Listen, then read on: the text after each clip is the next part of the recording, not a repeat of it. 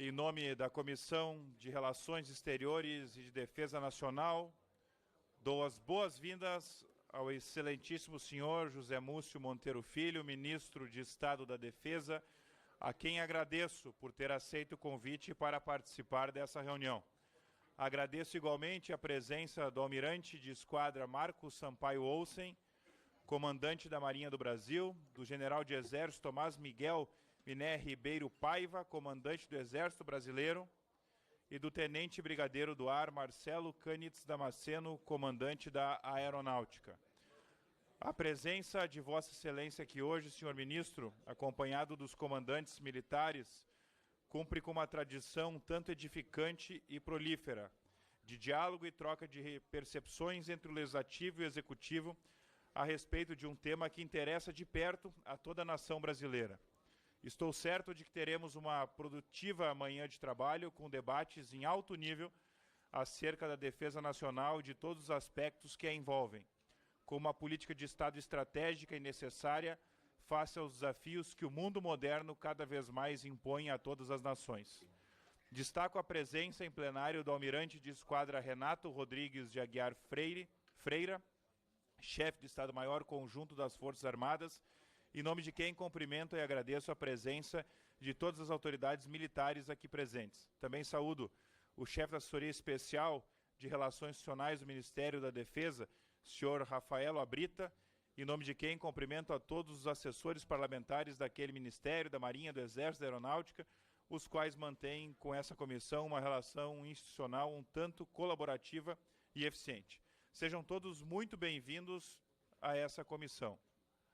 Saúdo também todas as deputadas e deputados que participam dessa reunião, bem como as assessorias parlamentares, profissionais da imprensa e público que nos acompanha presencialmente online por meio das plataformas digitais.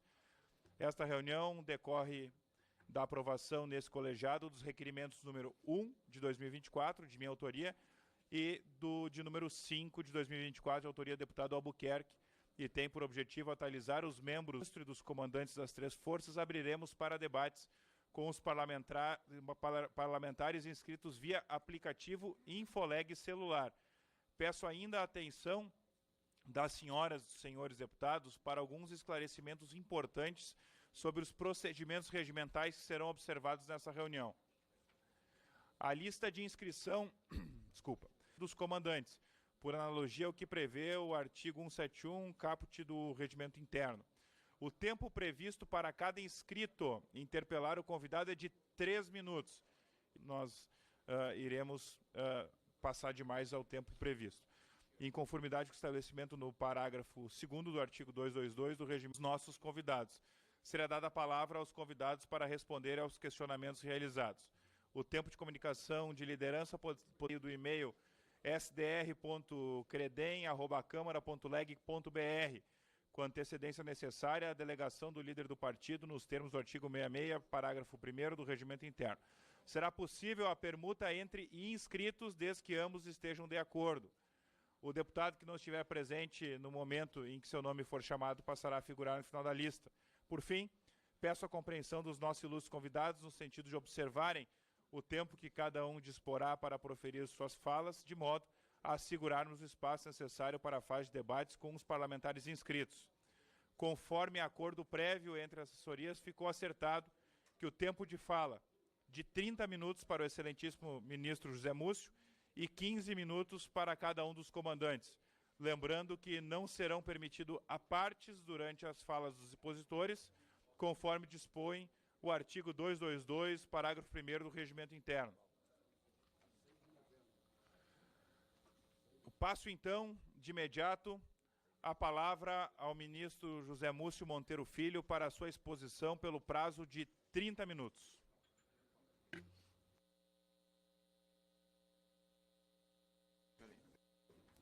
Deu, agora sim.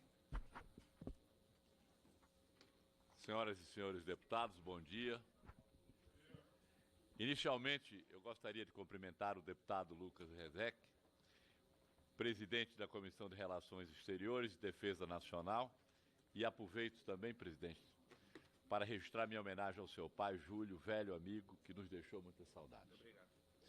Minha saudação aos deputados General Girão, Márcio Marinho e Florentino Neto, respectivamente, primeiro, segundo e terceiro vice-presidentes, estendendo os cumprimentos a todos os demais integrantes dessa comissão e a cada um dos membros dessa Casa Legislativa. Venho aqui hoje para juntos discutirmos o futuro da defesa. Espero que possamos realizar uma reunião de trabalho propositiva, que ao final dessa jornada tenhamos construído pontes e possamos ter debatido soluções. Bem sabemos que defesa é um tema que não tem apelo eleitoral, mas sua importância é para o Estado brasileiro, para a nossa soberania, para a segurança das pessoas e instituições e para a garantia das nossas riquezas. Saúdo ainda de forma respeitosa e cordial a todos os cidadãos brasileiros que nos acompanham presencialmente por meio do canal da Câmara dos Deputados.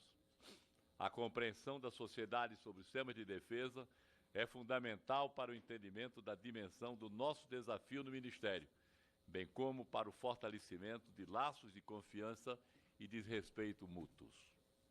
Conto ainda com a companhia dos comandantes da Marinha do Brasil, Almirante Ocean, do Exército Brasileiro, General Tomás, da Aeronáutica, o Brigadeiro Damasceno, aos quais agradeço pelo empenho e pela lealdade.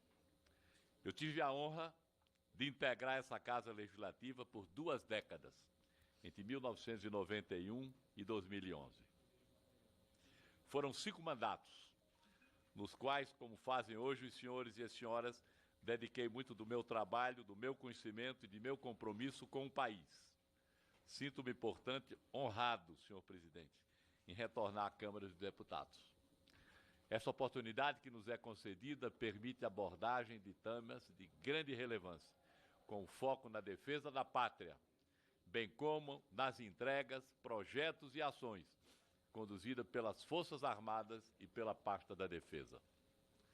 A minha trajetória me fez percorrer amplos caminhos, enfrentando os desafios que a vida nos impõe.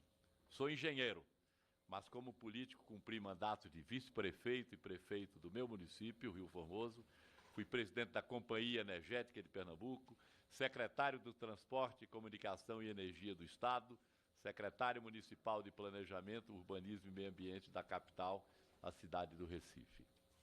No âmbito federal, fui deputado, ministro-chefe da Secretaria de Relações Institucionais da Presidência da República e ministro do Tribunal de Contas por 11 anos, órgão que tive a honra de presidir por 2 anos.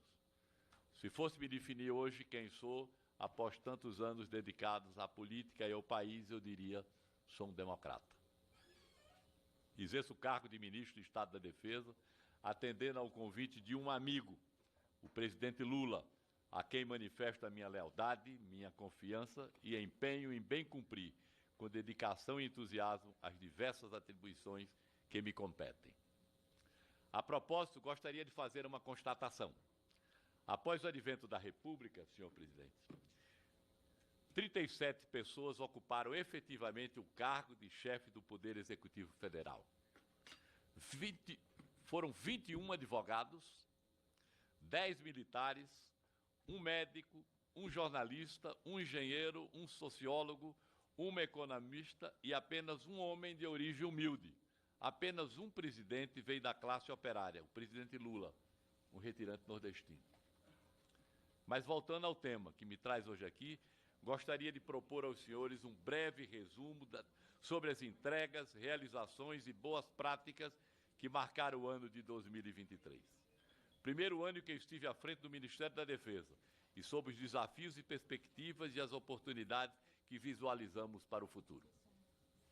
Realizamos, com o apoio das Forças Armadas, diversos projetos, ações e operações.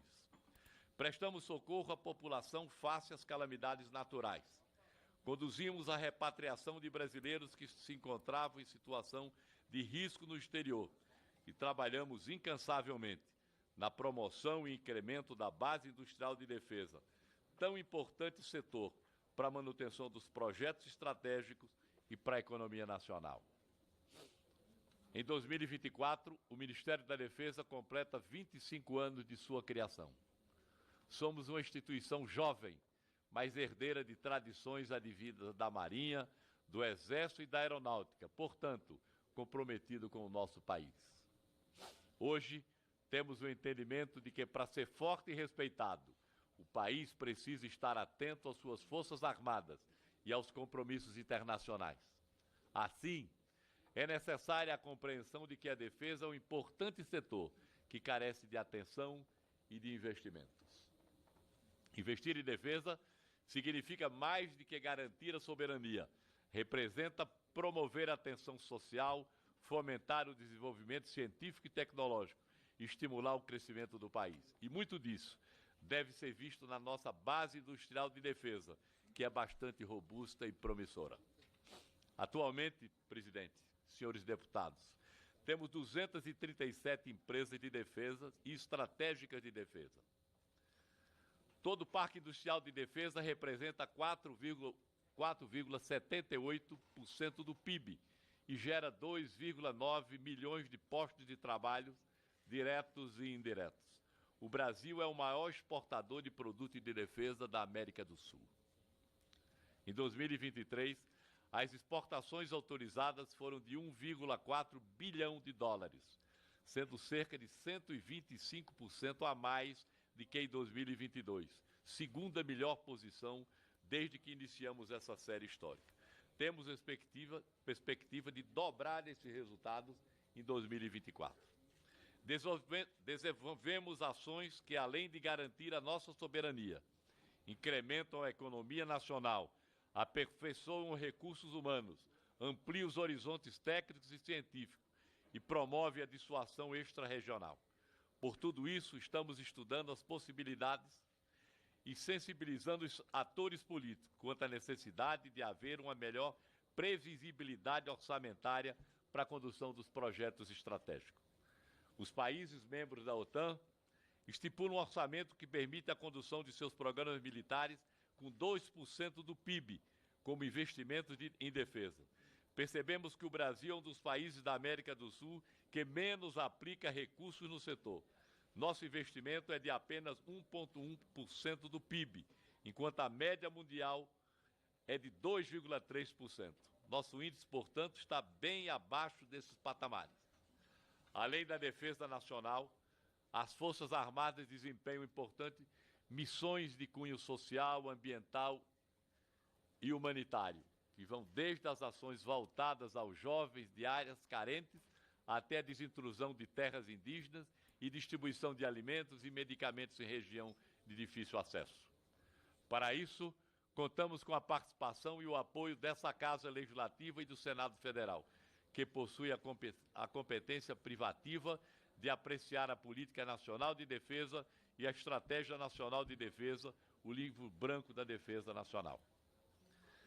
Passamos por um período de desinvestimento na defesa, que pode ser constatado pela redução progressiva dos recursos destinados à pasta, afetando a continuidade no desenvolvimento e na implantação dos nossos programas.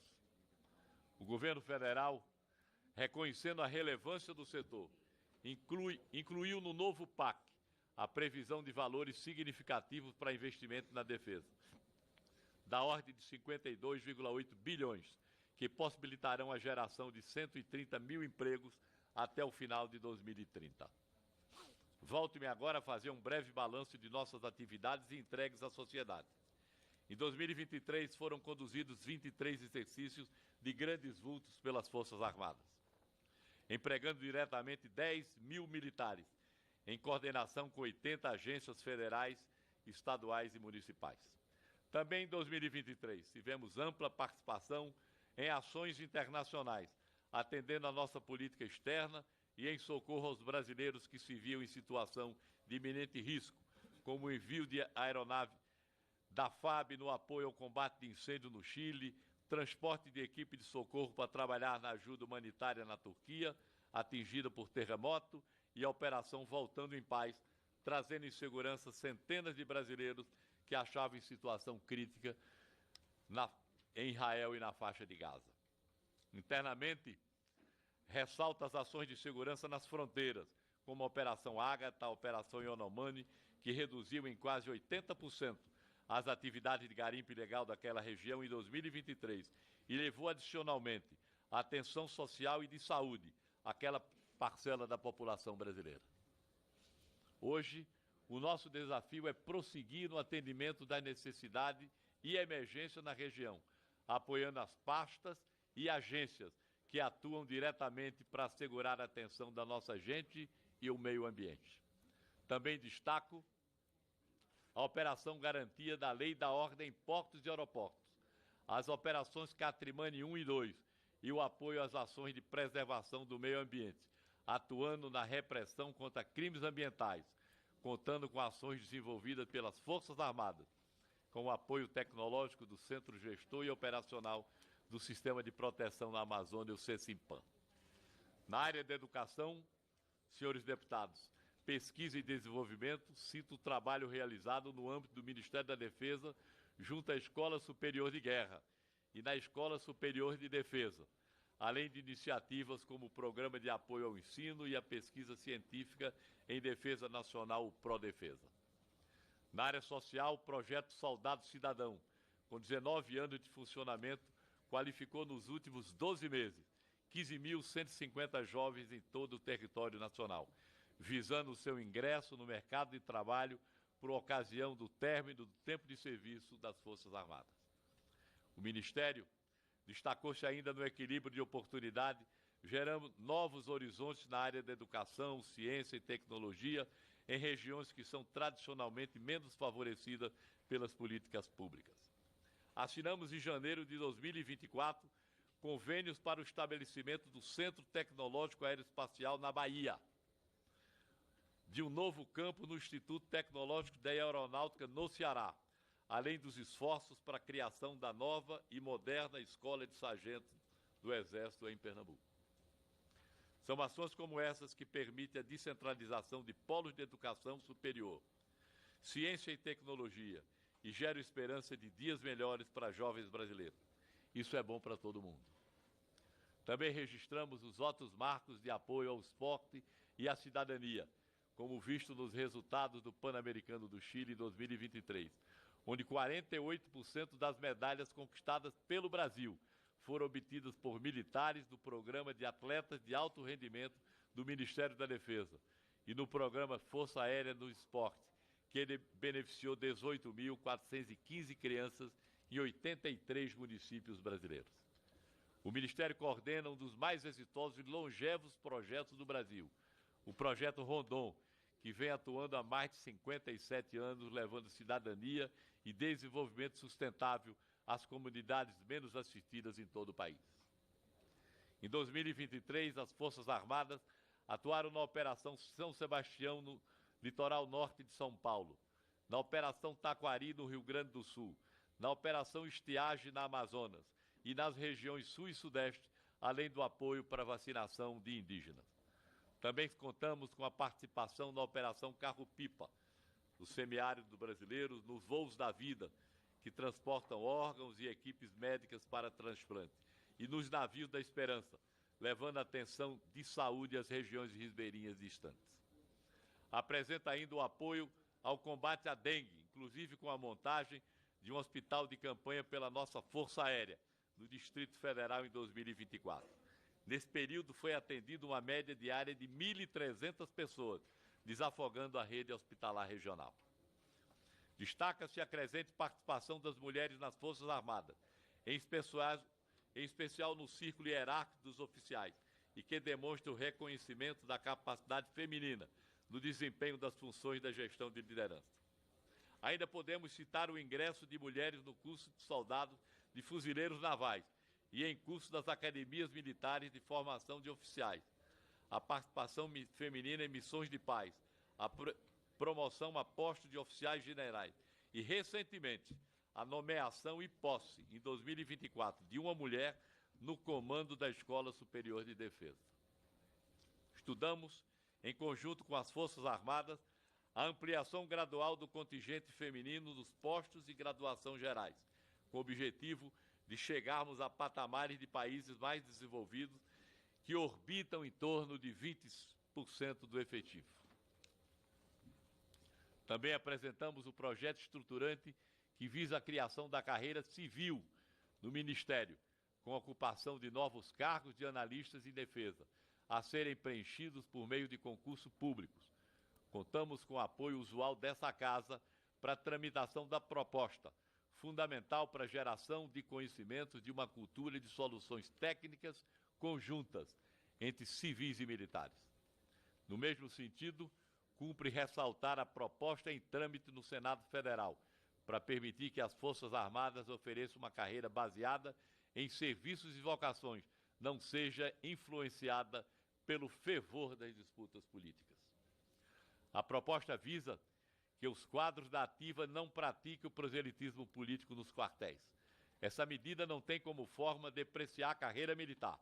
Ao contrário, visa fortalecê-la como carreira de Estado, preservando seus pilares fundamentais, a hierarquia e a disciplina. Com muito trabalho e capacitação profissional e competência, as Forças Armadas apresentam os resultados de um esforço conjunto, muitas vezes silente e anônimo, em benefício do povo brasileiro. Foi dessa forma que o Ministério da Defesa, a Marinha, o Exército e a Aeronáutica atuaram em 2023 e se mantém com o mesmo ímpeto e entusiasmo nesse ano. Senhores deputados, infelizmente, inexplicavelmente, o mundo está se armando. Hoje, várias áreas em conflito e sobre crise humanitária. Em 2023, as nações investiram cerca de 2,2 trilhões de dólares em defesa. No Brasil, como já ressaltado anteriormente, considerando o nosso PIB, temos um orçamento em defesa bastante modesto, face aos nossos desafios, nossas riquezas naturais e nossas dimensões marítimas, territórios e responsabilidade aérea. Como dizia o Barão de Rio Branco, nenhum país pode ser pacífico sem ser forte. A defesa de um país não pode ser improvisada. Assim, meus caros, ao aproximar-me do final, faço uma singela referência às nossas Forças Armadas por suas características, das quais destaco a prontidão, a confiabilidade, o compromisso, o profissionalismo, a solidariedade, o patriotismo, o trabalho e a cooperação. As instituições militares, por sua organização, capilaridade e mobilidade, características são as únicas capazes de se fazerem presentes e de atuarem com oportunidade. Falsam uma imensa gama de situações, desafios e adversidades, mas são, antes de mais nada, as únicas capazes de garantir a nossa soberania. Agora peço atenção para apreciação em tela. Reflito sobre as dimensões do nosso país. Podemos constatar que o país tem um grande potencial de crescimento. No contexto global, apenas 8 países no mundo possuem a população superior a 150 milhões de habitantes. Está na tela dos senhores.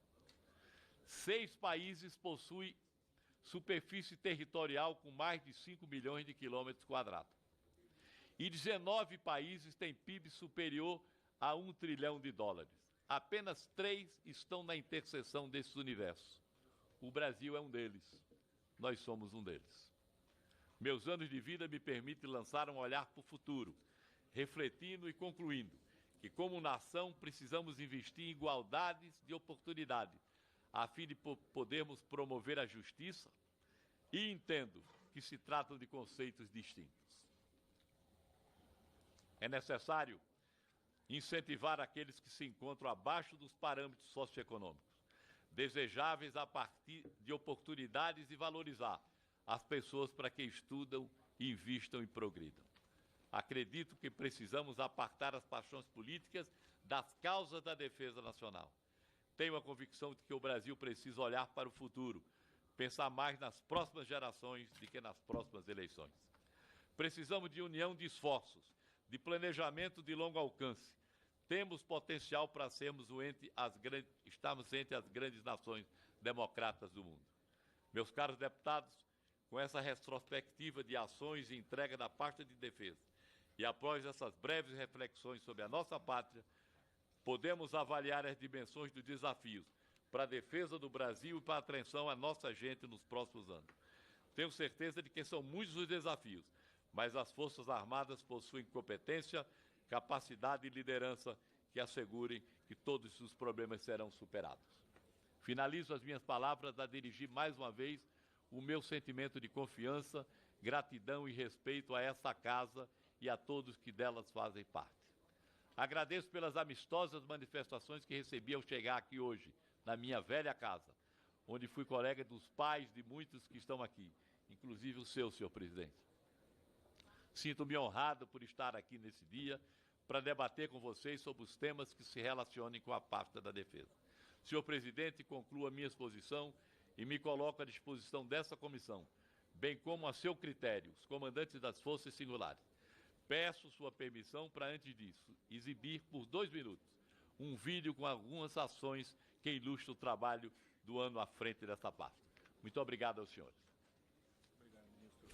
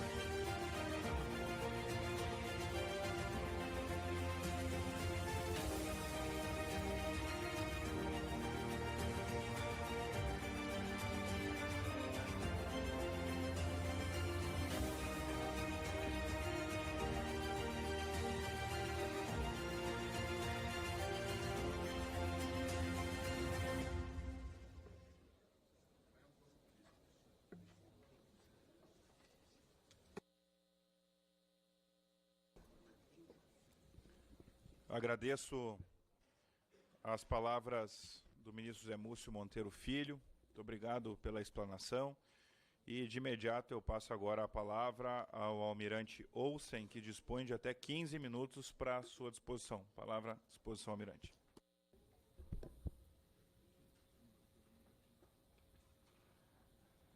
Senhor presidente, senhores deputados, membros da Comissão de Relações Exteriores e Defesa Nacional, agradeço, senhor presidente, a oportunidade de prestar contas a essa casa das atividades de atribuição da Força Naval e óbices vislumbrados à manutenção da requerida condição de pronto emprego.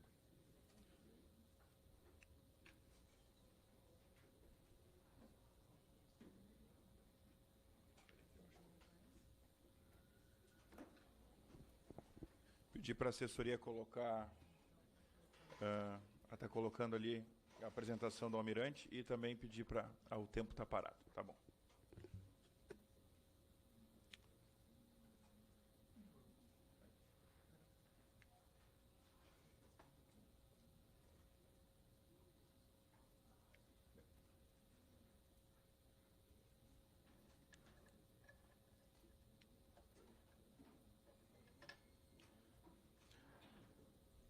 Não há registro, senhor presidente, de nação próspera que tenha abdicado da sua soberania no mar.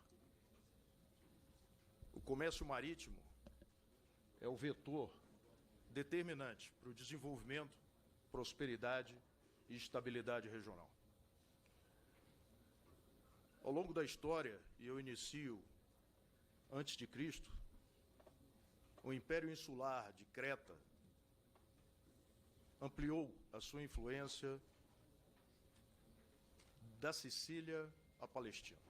Dominou todo o Mediterrâneo Oriental. Seguiram-se os fenícios, Grécia,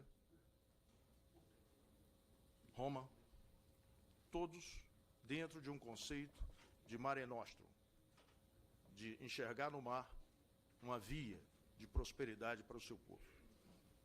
Seguiu-se com Portugal e Espanha, talvez a primeira bipolaridade de domínio do mar, em que o Brasil resulta dessa disputa. Holanda, França, Inglaterra e, mais recentemente, no século XIX, o domínio e a hegemonia dos Estados Unidos da América, a partir de uma mudança na sua geopolítica de priorizar o comércio marítimo. O Brasil reúne vocação para exercer essa soberania no mar. Tem todos os elementos necessários. Uma vasta área sob jurisdição brasileira, uma costa recortada, portos de grande profundidade, capazes de acessar o comércio global. Mas, infelizmente, ainda se mostra acanhada a mentalidade marítima e, particularmente, uma consciência de defesa mais amadurecida. O Brasil já foi, no passado, o segundo país em termos de construção naval. E hoje penso que carece de vontade política e de uma estratégia de longo prazo que assegure ao Estado brasileiro essa condição. Vários são os documentos determinantes que moldam a missão da Força. Desde a Constituição, Lei Complementar 97 de 99, Política Nacional de Defesa, Estratégia Nacional de Defesa, muitos que passam a apreciação dessa casa. E, de uma maneira geral, atribuem 4 campos de atuação para a Força Naval. A clássica, defesa da soberania, defesa naval, segurança marítima, que trata de busca e salvamento, segurança do tráfego aquaviário, prevenção da poluição hídrica. Diplomacia naval em 3 vertentes: exercícios multinacionais, cooperação técnica, operações de paz e ajuda humanitária.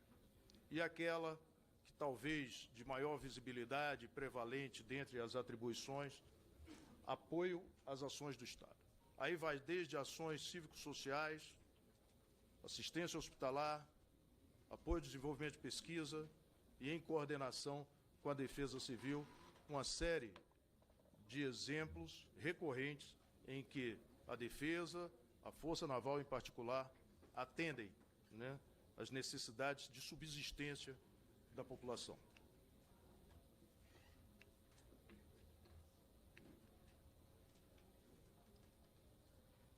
Me atendo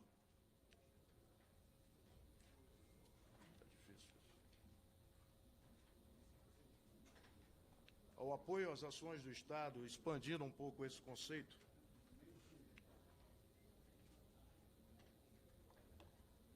Há diversos programas, e aqui eu me refiro à assistência hospitalar na Amazônia, no Pantanal, programa Profesp, que atende 11 mil crianças em 60 organizações militares e 110 núcleos de atendimento. É alimentação digna, é orientação educacional e é reforço escolar. Pesquisa na Antártica. O Brasil tem, hoje, assento no Tratado Antártico, graças à iniciativa de desenvolver pesquisas a partir da Antártica, independente da influência que essas pesquisas trazem à constituição do clima no continente americano e, em particular, no território brasileiro.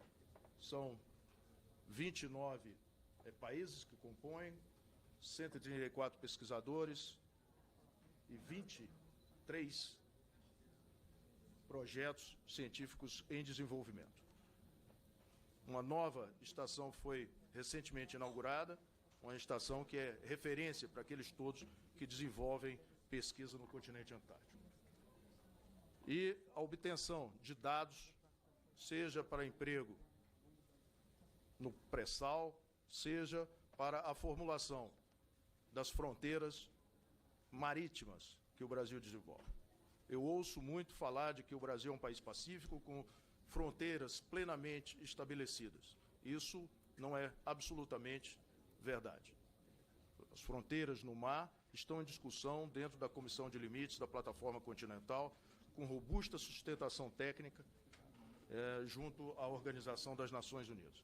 E para que fundamentem essas argumentações, nós necessitamos de dados que componham essa argumentação técnica.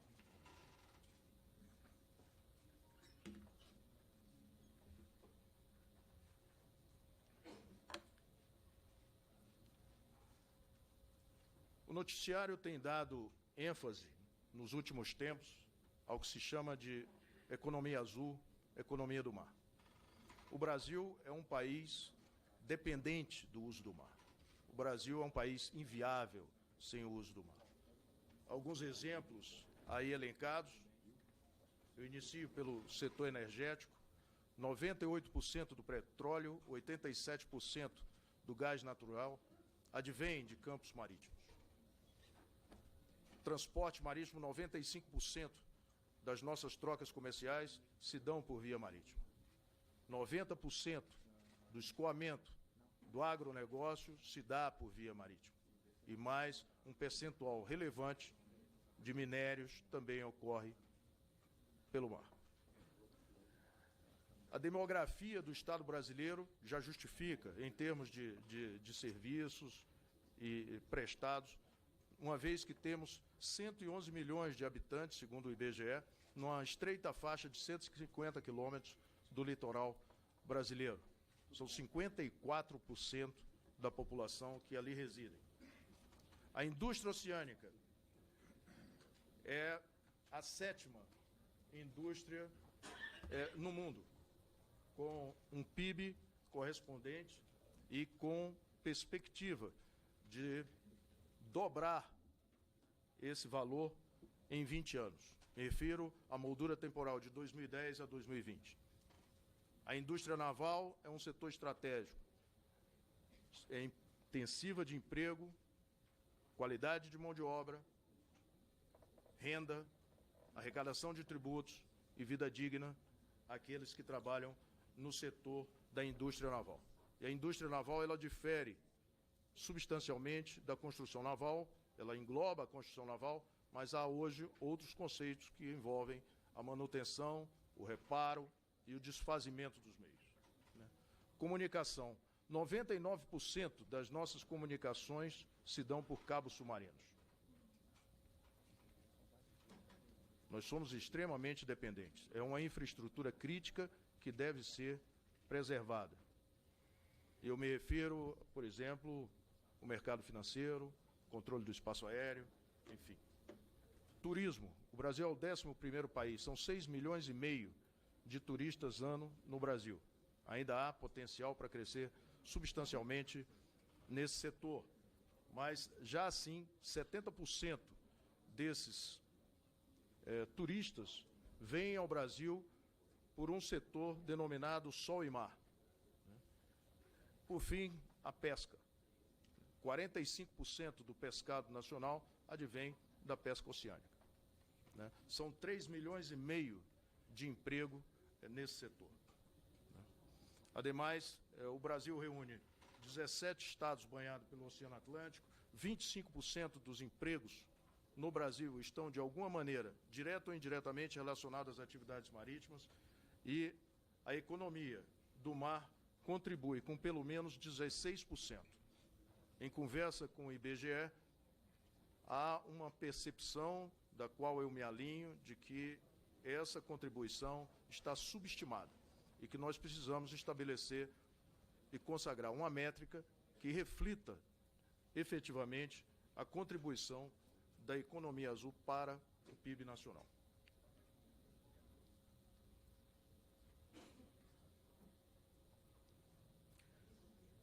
Eu não vou me referir em tese, eu preferi elencar alguns casos concretos de ameaça no mar.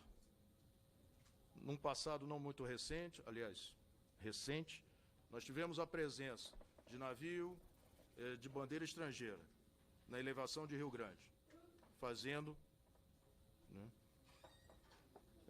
atividade de pesquisa em desconformidade com a Convenção do Mar.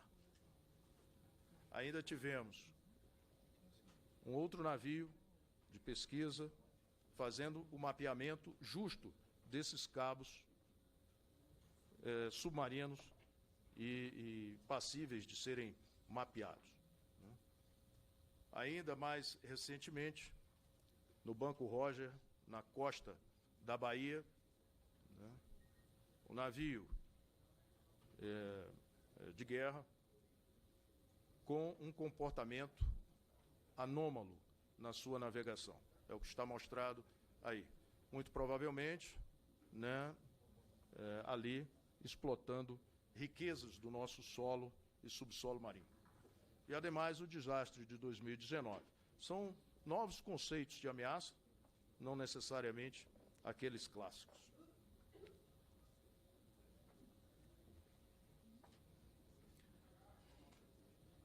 Mas talvez aquilo que eu repute de maior importância diz respeito ao nosso entorno estratégico.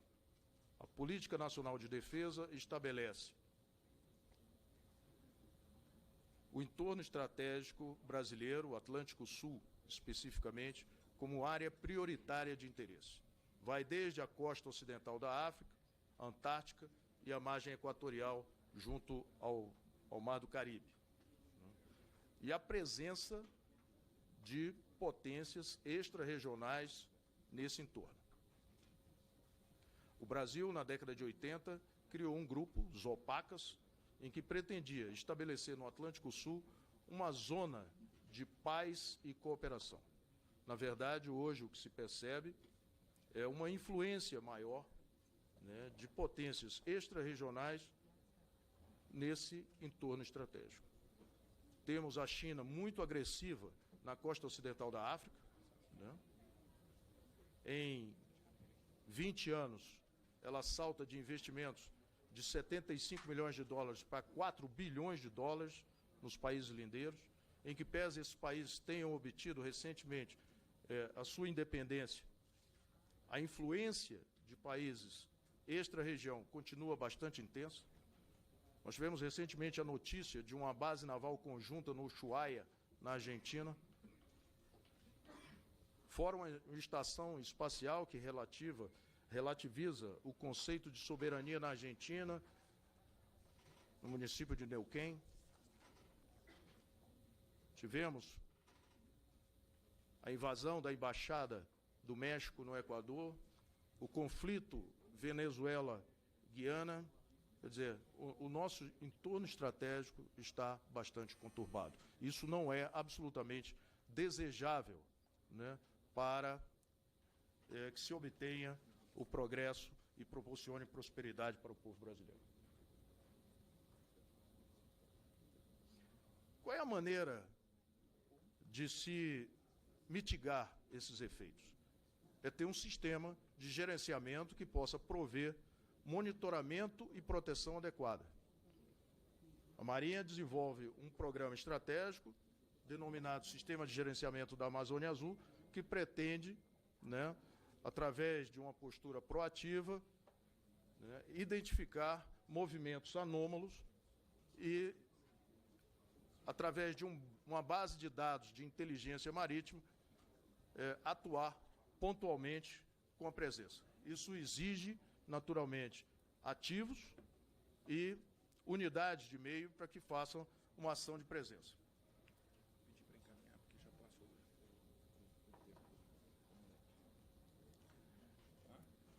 De uma maneira bastante breve, o diagnóstico hoje da força implica uma redução no seu número de meios.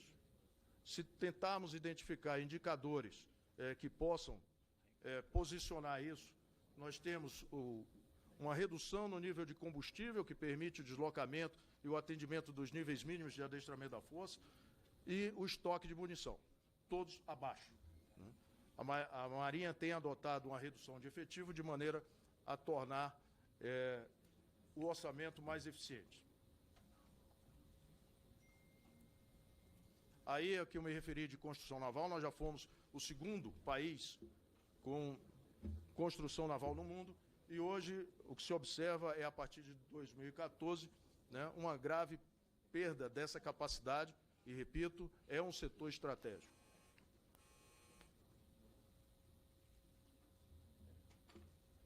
Dos programas estratégicos, são 7 em números, né, e eu ressalto aqui aquilo que entendo por externalidade positiva. Né, são conteúdo nacional, aquilo que reverte em termos de tributo, e empregos diretos e indiretos, é o que está mostrado nesse slide.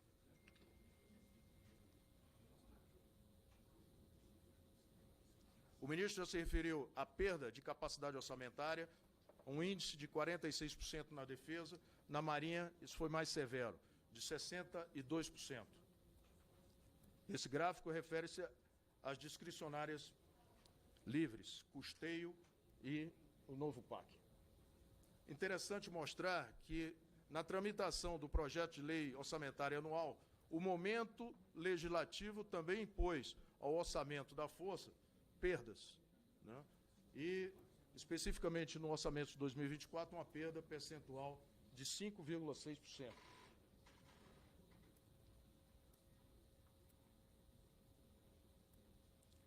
O ministro se referiu também ao ambiente internacional conturbado, né, ao aumento exponencial de despesas na área de defesa, o que mostra a contramão do que tem sido adotado pelo Estado brasileiro.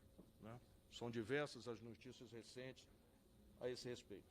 E isso, em particular, me preocupa substancialmente. E um contraste que eu reputo severo e com impacto relevante no exercício da soberania e na defesa dos caros interesses da sociedade, é essa curiosidade. Nós somos o 9º PIB no mundo, a 9ª economia e a 25ª Marinha. Me surpreende ver a Rússia como o 11º PIB, sustentando um conflito há 2 anos e meio e mantendo todos os programas estratégicos que tem, seja no espaço, seja no Ártico, seja na pesquisa de nódulos polimetálicos no solo e subsolo marinho. Muito obrigado, presidente. Muito obrigado, almirante Olsen, e passo a palavra ao general Tomás. Vossa Excelência dispõe de até 15 minutos para a sua exposição. Muito obrigado, senhor presidente, senhores deputados. Vou tentar ser breve para passar exatamente as demandas do Exército Brasileiro e os principais desafios que a gente tem. Pode passar, por favor?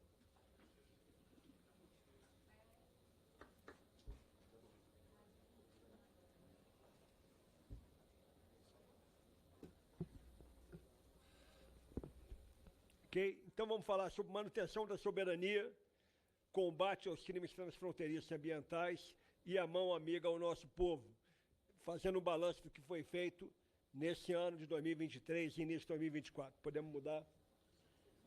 Então, quanto à manutenção da soberania, nossa parte no jogo das nações, vamos mudar? Neutralidade exige força. Isso está sendo explicitado no mundo agora, em diversos conflitos que estão ocorrendo, né? Então, vou falar basicamente de 3 capacidades que são problema: defesa antiaérea, a nossa capacidade de dissuasão e o nosso poder de choque. Quanto à defesa antiaérea, nós estamos relativamente protegidos em relação à baixa altura, até 3.000 metros de altura, mas a média altura nós não temos nada. Então, nós precisamos de uma solução para a média altura. E isso está em vias de se tratar, estamos buscando parceria internacional. Para se ter uma ideia, uma bateria antiaérea de média altura impediu a destruição de Kiev no conflito da Ucrânia. Todo mundo esperava que fosse muito rápido, coisa e tal, já passam uns 2 anos, e não ocorreu porque uma bateria antiaérea eficiente impediu a destruição pelas aeronaves russas, muito superiores em termos de... tinham supremacia aérea, não conseguiram destruir a cidade por conta da atuação dessa bateria antiaérea. Podemos mudar. Nosso projeto é de antiaérea. Então, a gente tem uma previsão de 4,1 bilhões e nós, até agora, executamos 10,7. E esse ano, a gente tem 0,53% do total. Ou seja, demora muito tempo para a gente conseguir. Se não houver alguma coisa extra, a gente não vai atingir esse objetivo, que é um objetivo importante para um país de dimensão continental como o nosso. Podemos mudar. Questão de capacidade de dissuasão.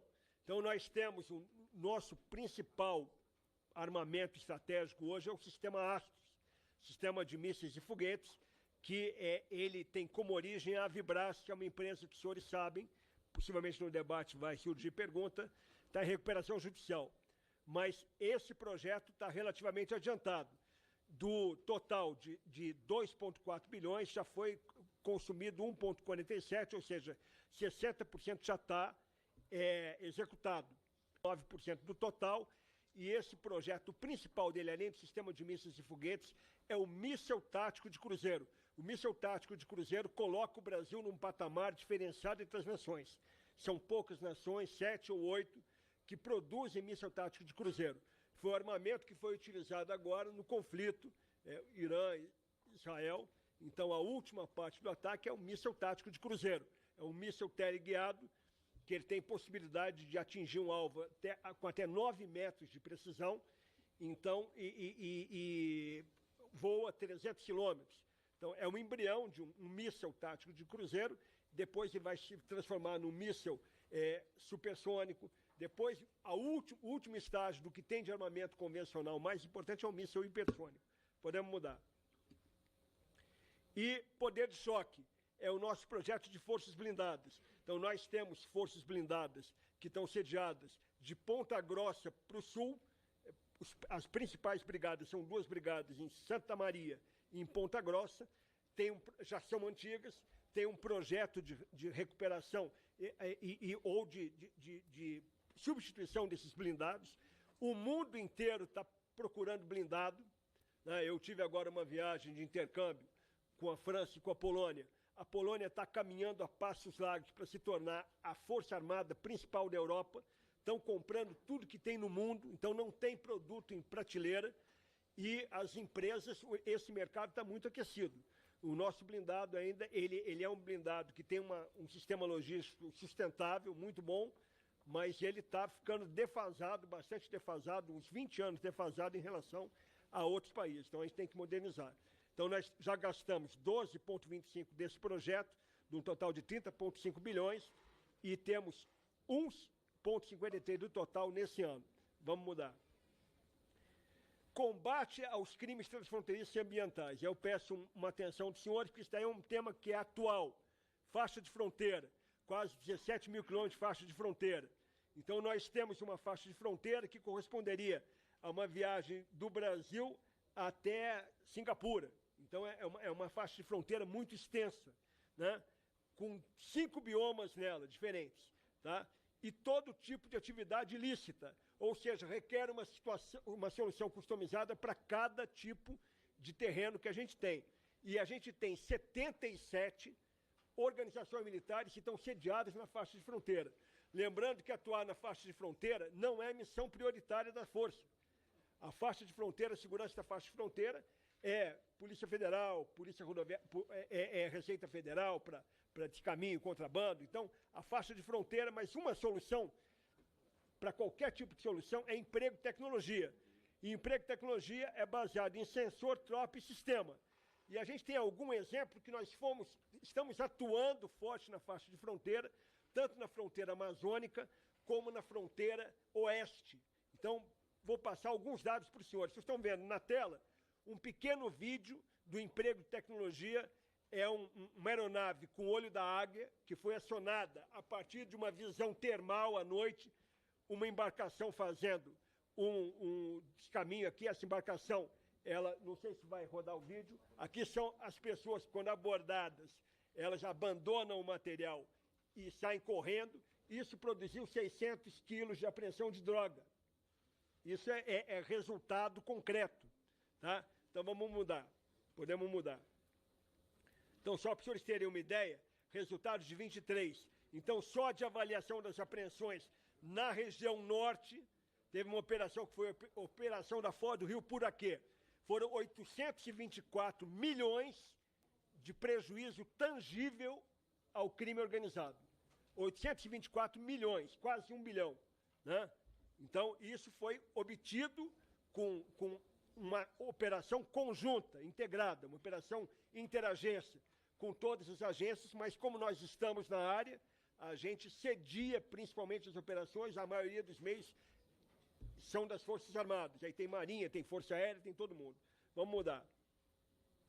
A Operação Ágata Fronteira Oeste, que começou agora em 6 de novembro de 2023. Então, ela tem resultados que são muito bons.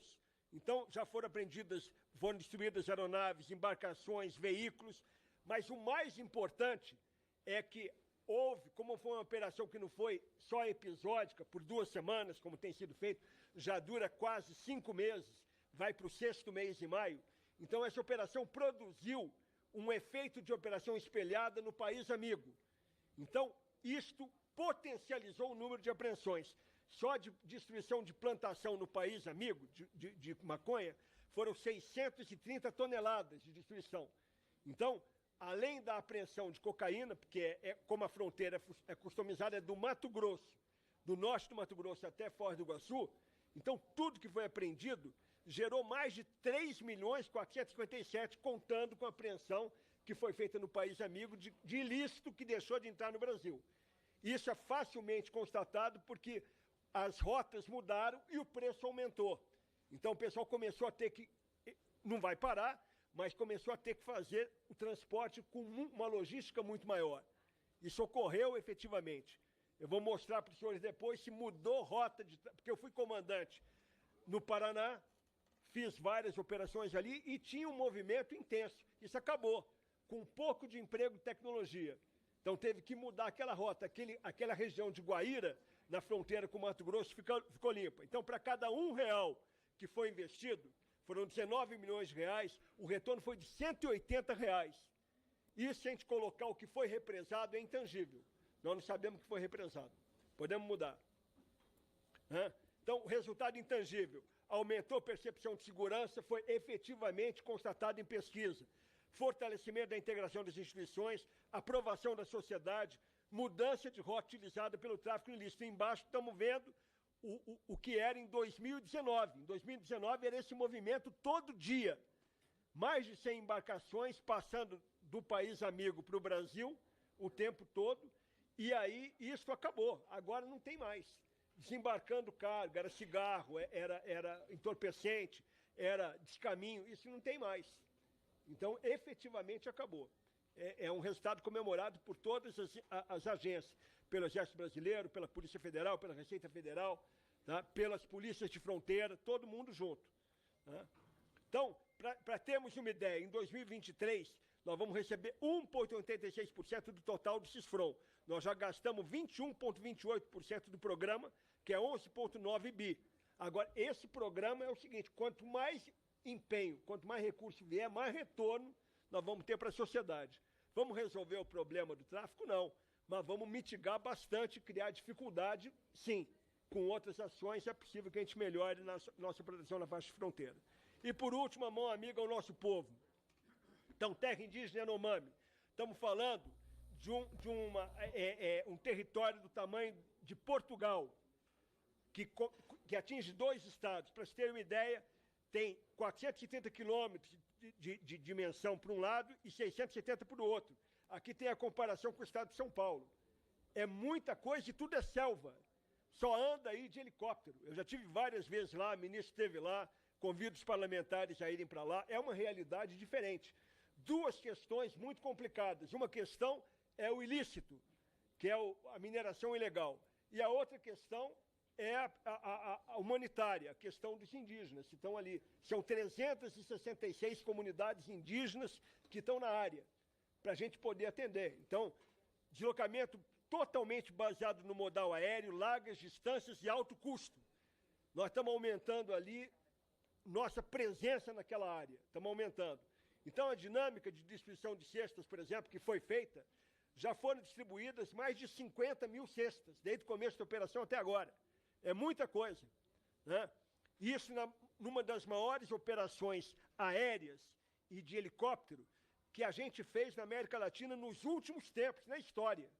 Só de lançamento de carga foram lançadas inúmeras surtidas de carga, porque só chega lá em Surucucu lançando carga, porque o avião, para pousar naquela pista, é o Caravan, que é um avião pequeno, só carrega 600 quilos. Isso eu convido os senhores para irem para lá, para ver em loco como é que é a dificuldade. Para levar o material para a comunidade indígena, não podemos ir com uma aeronave grande, porque senão vai destruir a comunidade, vai destelhar a habitação do indígena.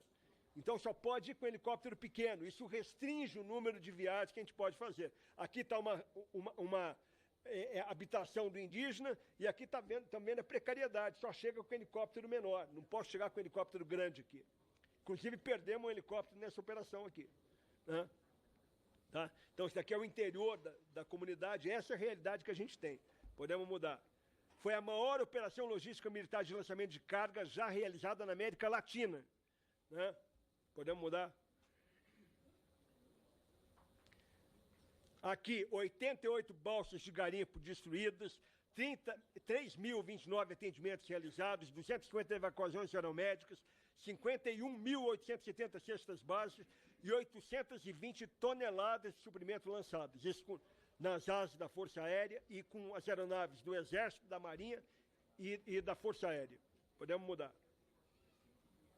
Operação São Sebastião, no começo do ano passado, quando a gente caiu praticamente um morro, eu estive lá visitando, se não fosse o helicóptero do Exército voando com capacidade de voo noturno, na chuva, não chegava o bombeiro lá. Então, aquilo ali foi o maior exemplo de mobilização num domingo de carnaval, no tempo muito curto, o pessoal estava lá atendendo. Vale do Taquari, nosso presidente da Credem sabe. Então, a mesma coisa aconteceu, mobilização de aeronave, mobilização, e o número de aeronaves é restrito. Eu tenho aqui cerca de 94 aeronaves, eu tenho 12 aeronaves que estão terminando a vida útil dela e preciso adquirir. Então, já estamos com o processo de aquisição de 12 aeronaves HM2, que é o Black Hawk. Por que o Black Hawk? Porque é a única aeronave que está no mercado disponível agora. Não tem uma aeronave de outra procedência que tenha possibilidade de ser adquirida. Então, esse processo de aquisição já está em curso. E no projeto Aviação do Exército, a gente tem 2,67% que está sendo empregado esse ano. Ou seja, se a gente botar mais dinheiro, a gente vai atender mais, né? A capacidade de apoio à defesa civil, ela segue sendo importante para o Brasil inteiro, podemos mudar, tá? Aqui eu queria colocar uma pronta resposta que salva vidas. Esse material de apoio à defesa civil, aguardando a autoridade patrocinadora para atender esses estados, senhores parlamentares que forem dos estados, que quiserem aportar com emenda para que a gente possa aumentar a nossa capacidade de defesa civil, isso é dual, serve para a tropa, para a nossa engenharia e vai servir para o Estado. E vai ficar ali e vai atender a comunidade, como tem ocorrido com frequência, seja para enchente, seja para seca, o que for possível, tá? Outras ações, Operação Carro-Pipa, já é emergencial há mais de 25 anos. Há 27 anos, tem gente coordenando a distribuição de água no semiárido nordestino e não para. E não pode parar, porque enquanto tiver gente precisando de água, nós temos que oferecer ali, ajudar. Outra. Obras de cooperação também não param. Então, só alguns exemplos de coisas que estão acontecendo no momento e que estão ajudando os estados, as unidades da federação, de maneira concreta, com parcerias entre o Estado da Federação, o governo federal e o Exército Brasileiro. Preservação do meio ambiente, aqui em cima nós temos fotos de locais como eram e como estão. Então, em 45 e 87, mostrando que a gente preserva e muito. Aqui em 2024 é uma foto do Siminique. Siminique é onde vai ser construída a Escola de Sargentos Nova. Então, para a gente verificar. O Leme, para verificar. Jericinó, o SIGS, onde a gente preserva e muito. Então, podemos mudar. E, por último, terminando, combate à dengue. Então, que é uma realidade atual do Brasil. Então, a gente tem atuado muito, não só o Exército, como as demais forças. Então, a população assistida de 10 milhões e 800 pessoas, 138.381 vistorias realizadas, ajudando a Secretaria de Saúde, Ministério da Saúde e várias evacuações médicas em curso. Tá? Outra possibilidade de a gente ajudar é com usina fotovoltaica. Então, é exemplo de pelotão especial de fronteira, Auaristo, Nuí e Tiriós, que são na fronteira do Brasil, na Amazônia. Já estão com usina fotovoltaica e com energia 24 horas. Nós temos 9 projetos já atendidos por emendas parlamentares e 20 projetos prontos para início, necessitando de autoridade patrocinadora nesses estados, que nós temos parlamentares aqui desses estados, que, se tiverem interesse, podem ajudar. E, finalizando, a porcentagem do PIB no gasto de defesa mostra que o Brasil está com 1,1 e está perdendo, inclusive, para outros países da própria América Latina. Então, acredito que seja isso, tá, senhor presidente? Estou encerrando aqui. Muito obrigado. Muito obrigado ao general Tomás. Agora eu passo a palavra ao brigadeiro Damasceno, que dispõe de até 15 minutos para a sua exposição. Obrigado, presidente. E em seu nome, do deputado Lucas Redec, presidente dessa comissão, deputado Albuquerque, que são responsáveis pela convocação dessa importante audiência, senhores deputados, senhor ministro da Defesa, nossos companheiros da Marinha e do Exército, nossos comandantes. Como todos sabem, a Força Aérea é muito nova, a nossa resenha histórica é pequena, nós temos apenas 83 anos. Eu vou tentar ter-me aqui aos eventos que têm uma relação direta com a nossa sociedade para ficar aqui dentro do nosso tempo. A Força Aérea tem uma dupla dualidade, né? Nós somos responsáveis, na metade do século passado, pela construção de 2 grandes patrimônios do nosso Brasil. O primeiro deles é a infraestrutura aeroportuária. Todos sabem que a Infraero nasceu dentro da Força Aérea, depois torna-se uma empresa pública e todos sabem o que é a Infraero hoje, nessa mescla da atividade pública e também das concessões privadas, mas tudo isso nasce da lavra de brigadeiros, de militares nossos. E o outro segmento dentro desta área, dessa dualidade, é a própria construção da aeronáutica brasileira, da Embraer, que todos nós conhecemos, temos um carinho, um orgulho muito grande, que nasce também da ideia de um militar nosso, o Osiris Silva, que infelizmente hoje não está muito bem de saúde, e dali a empresa cresce, diferentemente da Infraero, não é uma empresa pública, é uma empresa privada, que tem aí hoje as ações sendo dobradas a cada semestre, que nasce também dentro desse orgulho. A outra dualidade que a Força Aérea criou eu digo a aeronáutica brasileira, criou essa dualidade entre a aviação civil, toda a regulamentação dessa aviação civil nasce também dentro da Força Aérea, no antigo DAC, isso então dentro de uma evolução histórica e necessária, cria-se então a ANAC, a nossa Agência Nacional de Aviação Civil, que mantém essa regulamentação, e além disso o braço armado da aeronáutica é a própria Força Aérea, que é nisso que eu quero me ater um pouco, elevando o conhecimento de todos nós. Quando falamos de recursos humanos, a nossa força, ela conta hoje com 69 mil militares da ativa, desses 33 mil de carreira, e nós já passamos, né, a outra metade, ou acima da metade, 35 mil militares temporários. Isso foi um trabalho feito, encabeçado pela Aeronáutica, aqui na Esplanada, para que a gente pudesse, de alguma forma, reduzir a cauda previdenciária do país, né, sem perder qualidade e qualificação. Então, recebemos muitos profissionais de várias áreas e isso tem dado um efeito muito positivo, né? E temos ainda 2.800 civis, o que totaliza algo em torno de 72 mil pessoas. Importante se diz também quanto à participação da mulher hoje dentro da nossa ativa, né? Dentro desse nosso universo de 69 mil pessoas, nós já passamos de 20%, 21,4% do nosso efetivo, 14 mil de mulheres que trabalham conosco, né? E, como sempre digo, com o mesmo contra-cheque até o centavo, isso logicamente é da lide militar, mesmo salário com atividades extremamente importantes. Nós temos, dentro do nosso conceito de controle do espaço aéreo, nós temos 4 mil controladores. E de um ano e meio para cá, nós conseguimos atingir a marca de 51% de mulheres. Então, cada um dos senhores e senhoras, quando viajam nos aviões comerciais, via de regra, estão sendo controlados por mulheres, normalmente jovens mulheres da nossa Força Aérea. A nossa missão, ela é de manter a soberania do espaço aéreo e integrar o território nacional. Quando nós falamos nessa missão, nós criamos, então, uma atividade tripartida. Manter a soberania do espaço aéreo ela é feita com duas grandes ações. A defesa aérea, que é o negócio de cada força aérea no mundo, a sua principal ação, a defesa do espaço aéreo. E, além disso, nós temos um controle, que é uma atividade dual, tanto como havia dito, quando nós controlamos com os mesmos equipamentos, os mesmos controladores, toda a atividade. O que nós chamamos de CAG, a circulação aérea geral, todos os aviões da aviação comercial executiva do Brasil e mais a atividade militar. E quando eu falo CAG, são as empresas nacionais e internacionais controladas pelos nossos militares nessa integração que fazemos, usando os mesmos radares, os mesmos controladores, para que se faça esse controle.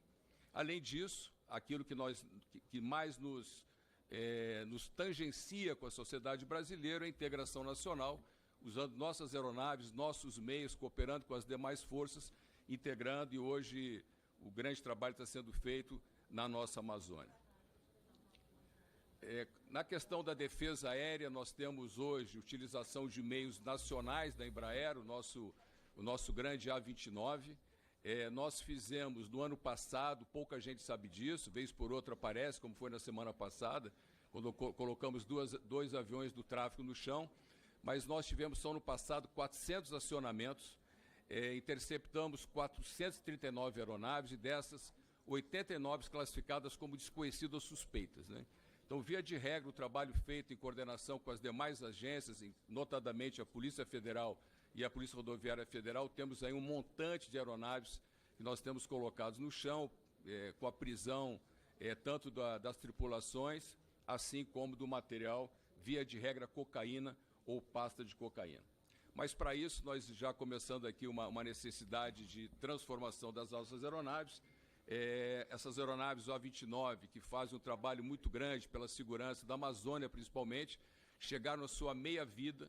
Estamos agora trabalhando por que chamamos de MLU, Mid-Life Update, quer dizer, modernizar essas aeronaves para que elas possam voar mais 20, 25 anos, em proveito, então, da segurança. Isso estimula muito a nossa base industrial de defesa, gerando alguns milhares de empregos, né, e não só na Embraer, são empresas satélites dentro dessa atividade, o que também nos encanta muito para essa manutenção.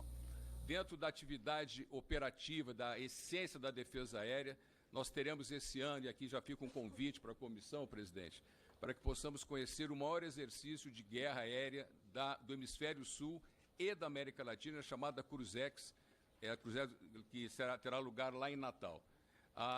São vários países, são 9 países do mundo que vêm com aeronaves de caça, aeronaves de reconhecimento.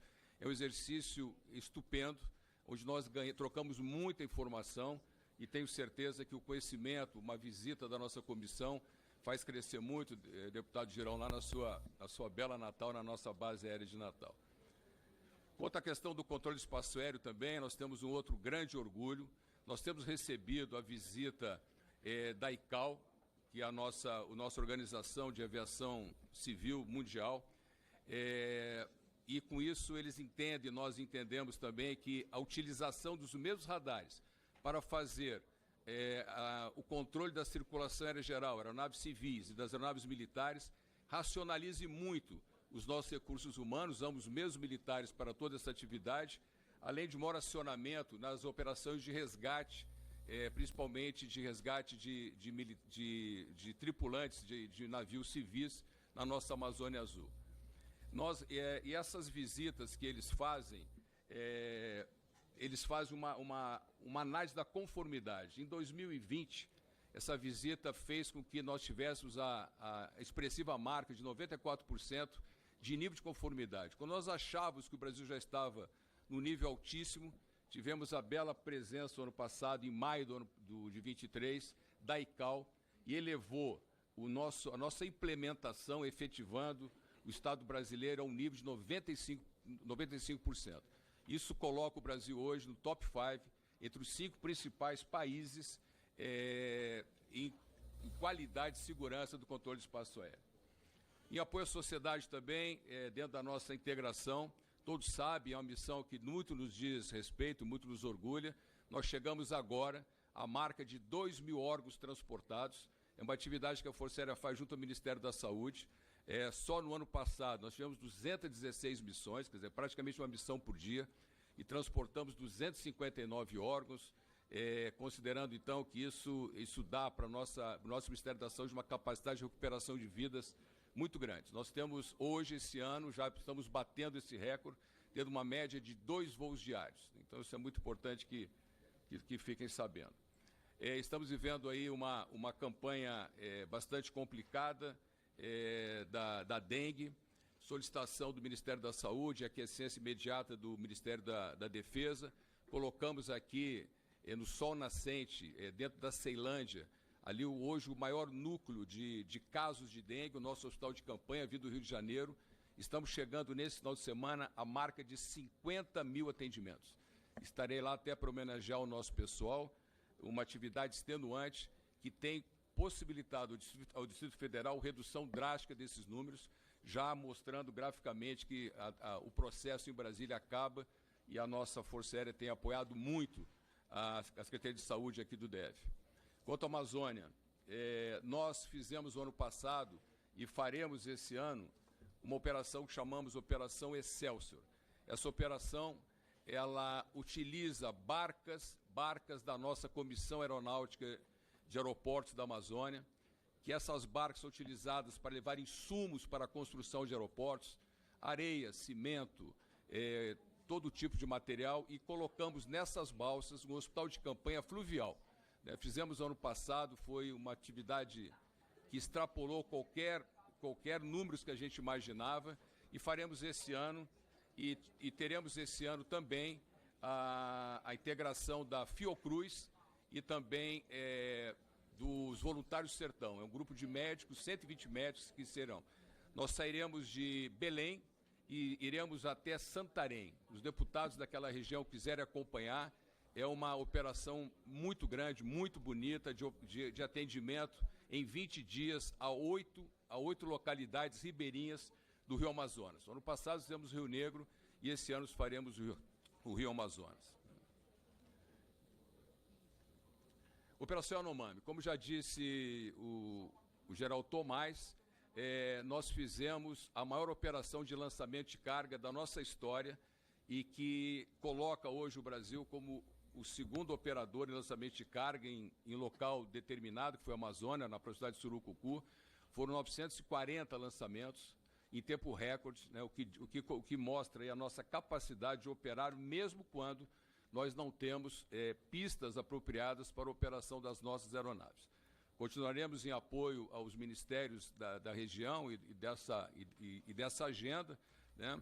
Estamos apoiando a Casa de Governo que foi criada lá em Boa Vista, que isso consegue nos projetar um planejamento mais a miúde.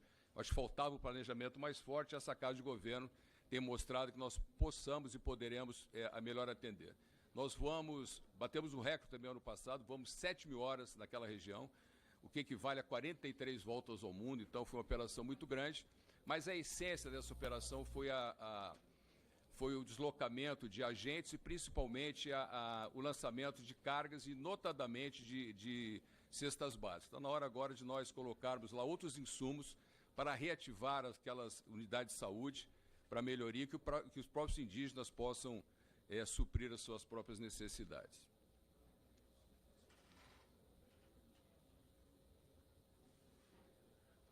Operação que eu acho que todos os senhores, o ano passado, tiveram contato, foi a Operação Voltando em Paz, trazendo os nossos brasileiros, independentemente das suas regiões, alguns em Tel Aviv e outros na faixa de Gaza, que nós recuperamos a partir do Cairo, no Egito, mais de 1.500 pessoas repatriadas, e essa operação atendeu os anseios da nossa sociedade e principalmente mostrou a capacidade de pronta resposta da nossa Força Aérea.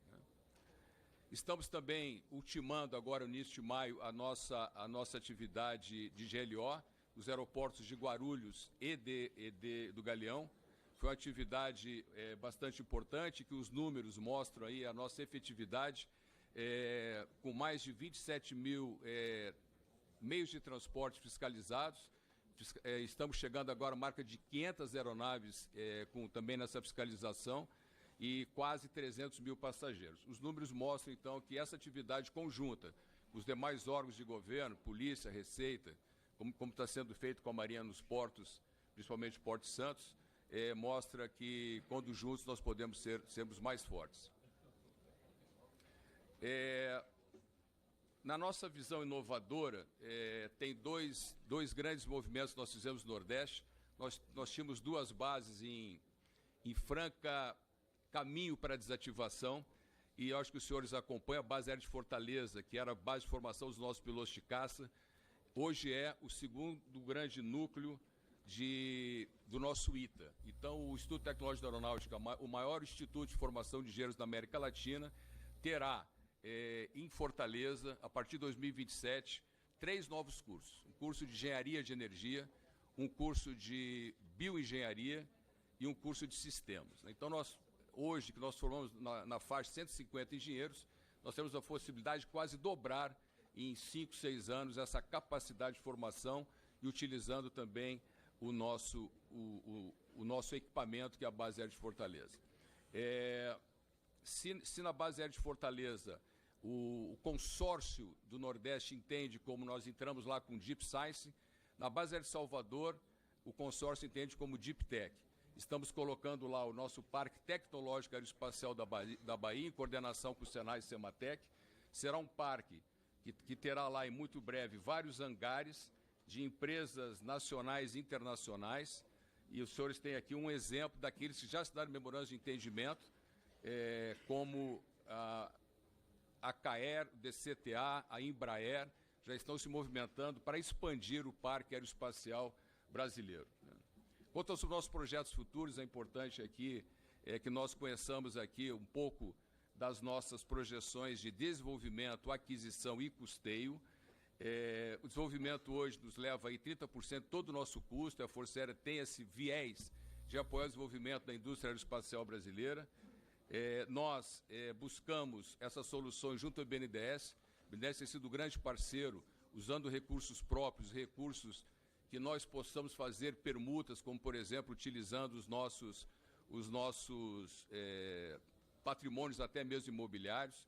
Nosso investimento, o ano passado, foi na faixa de 1,9, quase 2 bilhões de reais, principalmente para pagar 2 grandes projetos nossos. O KC-390, um orgulho da nossa indústria nacional, em que nós temos aí consorciados grandes empresas, em que a principal delas é, logicamente, a nossa Embraer.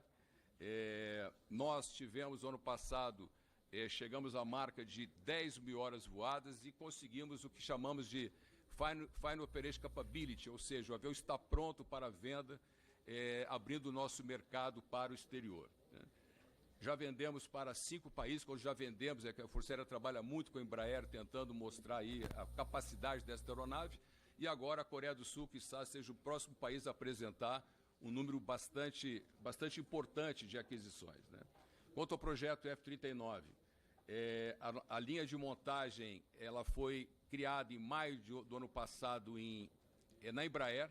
É o primeiro avião supersônico construído no Hemisfério Sul, assim como nós temos o maior avião de transporte criado, o KC-390 aqui no Hemisfério Sul, é o primeiro supersônico montado no Brasil, e nós imaginamos aumentar esta linha de montagem. Temos já 6 operadores no mundo e temos intenção, em função do orçamento, de ampliar um pouco o número de aeronaves. São várias as indústrias beneficiárias e, mais uma vez, a main contractor é a Embraer. Temos um projeto, essa aeronave que trouxe os brasileiros tanto da faixa de Gaza quanto de Tel Aviv. Agora estamos ultimando um projeto para fazer evacuação aeromédica, trazer doentes dos mais longínquos rincões do mundo, além disso transformá-la numa aeronave de reabastecedor dos nossos aviões de caça, aumentando a nossa capacidade. O nosso programa espacial estratégico, ele compõe-se por 4 grandes famílias, eu não vou aqui detalhar as famílias, mas já temos das quatro famílias, 2 famílias no espaço, é uma dualidade muito grande, ora por comunicação, ora por dados, e a partir de agora também com o nosso satélite radar, é aquele que enxerga através das nuvens, é aquele que enxerga através das copas das árvores, o que essa dualidade possibilita aos ministérios, todos eles, a identificação de queimadas, a identificação de desmatamento, que a gente possa de pronto combater. Esse que eu digo é o sistema Lessônia, com essa gama de benefícios de imageamento, como eu disse, através de árvores, através de nuvens, e vamos assim caminhando. O próximo sistema é o sistema Carpones, que é um sistema óptico, está em fase de encerramento da sua capacitação para que possamos, então, entrar dentro desse nosso novo sistema espacial. E, por último, é o campo de Alcântara, que usamos ele dualmente, já iniciamos o lançamento de artefatos mundiais. A Coreia fez agora um lançamento, né, que colocou lá na cidade de Alcântara nada mais, nada menos, 50 milhões de reais, mostrando a importância dessa dualidade no nosso sistema de transporte de lançamento. Era isso que tinha para falar um pouco das ações que interagem com a sociedade brasileira, pelo que eu agradeço, presidente. Obrigado ao brigadeiro Damasceno. Antes de passar a lista de inscritos, na qualidade de autor do requerimento número 1 de 2024, que motivou a realização dessa reunião, gostaria de fazer algumas considerações e pedidos de esclarecimento ao senhor ministro e comandantes da Força. Então, eu vou proceder da seguinte forma. Como autor do requerimento sou eu e o deputado Albuquerque, eu vou fazer alguns comentários, passo ao deputado Albuquerque, a partir dos autores perguntando ou fazendo seus comentários, vai ter a primeira rodada de respostas e depois, conforme colocado aqui nos acordos de procedimento iniciais, nós teremos a palavra dada a 4 parlamentares e aí a resposta dos ministros e dos comandantes das forças. Quero também frisar que, no início, quando nós lemos aqui o acordo de procedimentos, como aconteceria na nossa comissão, nós deixamos claro que o encerramento das inscrições se daria a partir do momento em que nós encerrássemos as exposições da mesa. Então, a partir desse momento, as inscrições de fala elas estão encerradas e todas elas se deram pelo sistema Infoleg celular. Presidente. Pois não. Só um esclarecimento. Quantos oradores desejam usar a palavra? Eu perguntaria a Vossa Excelência a que momento nós deveríamos encerrar essa audiência pública, dada a presença dos comandantes do ministro da Defesa, para que nós tivéssemos uma organização que todos os inscritos tivessem a oportunidade de falar e, eventualmente, ter a réplica. Dentro do tempo, nós temos hoje, até agora, 25 inscritos, cada um pelo tempo de 3 minutos. Então, o primeiro ponto é com que todo mundo fale dentro do seu tempo. Mais os tempos de líder. Então, aqui nós temos diversos parlamentares que vão agregar aos seus 3 minutos os tempos de líder. E temos o tempo de resposta, que o regimento prevê 3 minutos para a resposta, mas como nós teremos cada 4 perguntas de parlamentares, eu vou ampliar o tempo de resposta, tanto do ministro quanto dos representantes das forças. Então, o que nós precisamos é ter organização e tentar ser sucinto nas falas. Eu não tenho como determinar que os deputados falem no menor tempo. E também nós não temos hoje, como nas comissões, na outra comissão, no outro plenário, um tempo de entrega do plenário. Mas nós temos o tempo dos nossos convidados, pois é uma audiência pública e eles têm liberdade aí para seguir os seus compromissos. Então, nós vamos estar aqui dependendo da possibilidade da permanência dos nossos convidados até o momento que lhes couber a possibilidade de ficar aqui. E esse horário poderia ser até que horas, ministro? Vossa Excelência, que é o ministro, 13 horas, 13h30, para a gente ter uma organização, um patamar, ou pode elevar um pouco mais? O ministro disse que está à vontade e está à disposição da comissão. Então, já agradeço previamente a disponibilidade do ministro e dos comandantes das forças aqui. Ministro, inicialmente, uma das preocupações que eu tenho, e aí tenho várias perguntas que eu poderia fazer também ao senhor e aos comandantes, mas eu vejo que tem uma preocupação que ela acaba sendo coletiva, não só da comissão, como do Ministério, como dos comandantes. Até tive a oportunidade já de ser recebido pelo comandante da Marinha, do Exército. Em breve estarei lá na Aeronáutica conversando com o comandante da Aeronáutica.